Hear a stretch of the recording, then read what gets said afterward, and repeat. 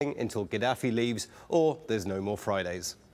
And this on the increasingly dire humanitarian situation. A call for help. The people in the liberated Libya cities urgently need flour and other food.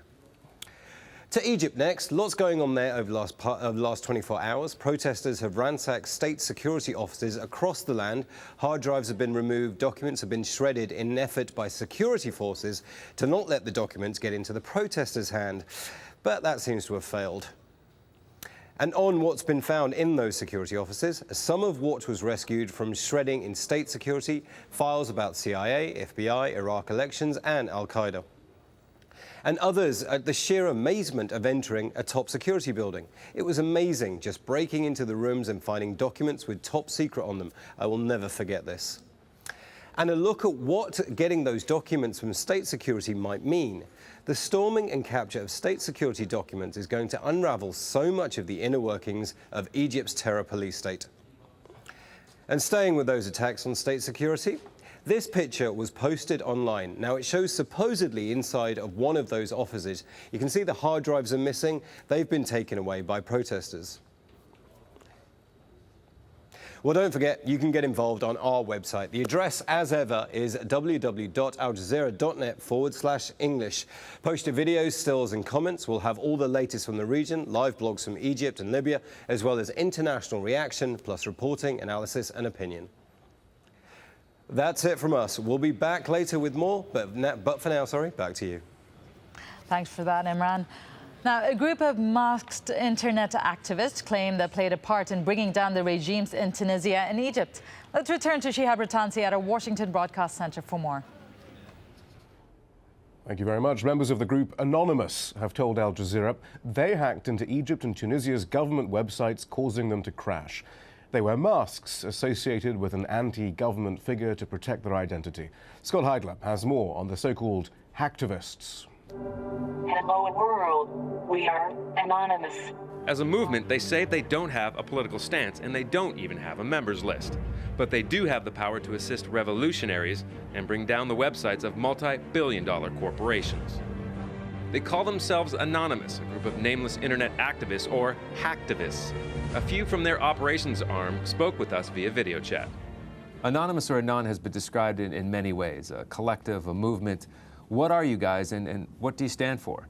There are a lot of ideas in Anon.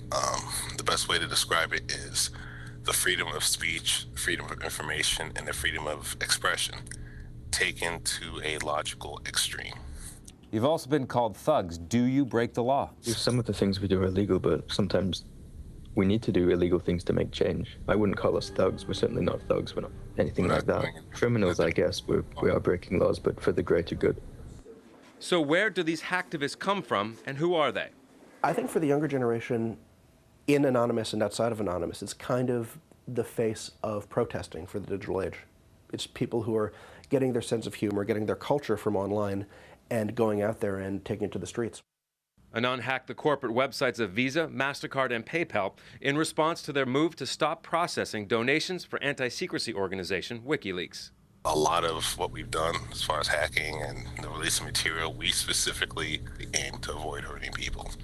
I mean, you look at the Visa, MasterCard attacks. We brought down their websites as opposed to, hitting the infrastructure that would have prevented their services from working. We could have done that, but we didn't. Of late, Anonymous has aligned themselves with the uprisings in the Arab world, taking down government websites in Tunisia and Egypt. They jam the sites by flooding them with requests. Most of Anon's activities appear political in nature, but their most recent attack was personal.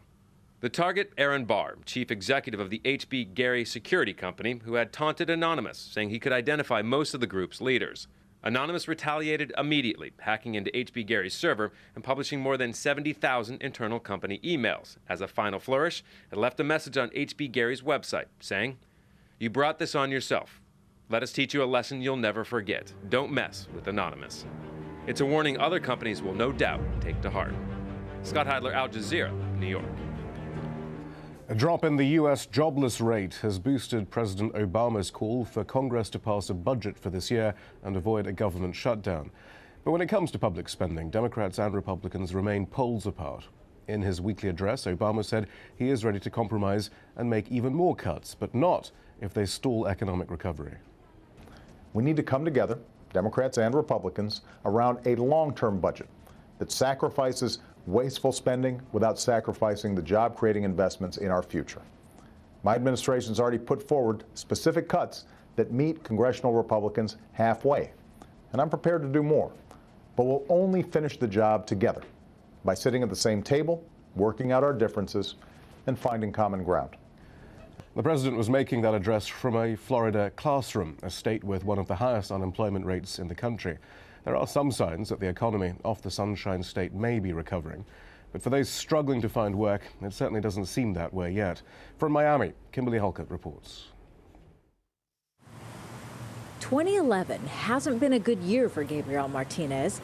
2 months ago, this corporate operations manager and father of 2 young children lost his job. After weeks of scanning openings at this Florida job center and sending out resumes, he still hasn't found work. I don't see things turning around like that. I don't see it. I don't feel it. I mean, if I say I've applied in the last 2 months for over 200 positions, I don't think I'm exaggerating. And I haven't gotten a single call back, an opportunity for an interview. The Bureau of Economic Research officially declared the U.S. recession over in 2009, but the job markets remain flat. Roughly 9% of Americans are looking for work. In Florida, it's 12%. Only California and Nevada fare worse. Currently, more than 1 million Floridians are unemployed. But after years of dismal financial forecasts, economists are once again optimistic. We're on our way out of what's been a very deep hole. I think the outlook, the longer run trends are all quite favorable. Some of the strategic things we're doing here all bode very well for Florida's economic future. Those strategic things include huge investments in health science and medical fields. Technology, construction, and education are also predicted to be major areas of growth. Forecasters predict Florida's now on track to create more jobs over the next 5 years than any other state in the country. This biotech park in downtown Miami is just one sign things are getting better. It's being built to house life sciences and technology companies moving to Florida to take advantage of the large labor pool and rock bottom real estate. It will not even be open until June, but it's already half full. Florida also stands to gain from a boom in trade with its southern neighbors. As more and more financial companies move in, this Miami Strip is quickly becoming the Wall Street of the South. Okay, this is very good to you because I know that you are very stable in your life. But for Martinez, Florida's rosy outlook is of little help. He needs a job now. You know, at this point, I'll take whatever I can get. Martinez says he's cautiously optimistic he'll be able to find work soon, now that his state is finally back on track and poised for growth for the first time in years. Kimberly Halkett, AlJazeera, Miami. The 3-week standoff between Wisconsin's Republican governor and state employees has led to a sharp drop in his popularity.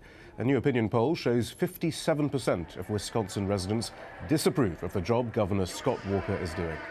On Friday, he issued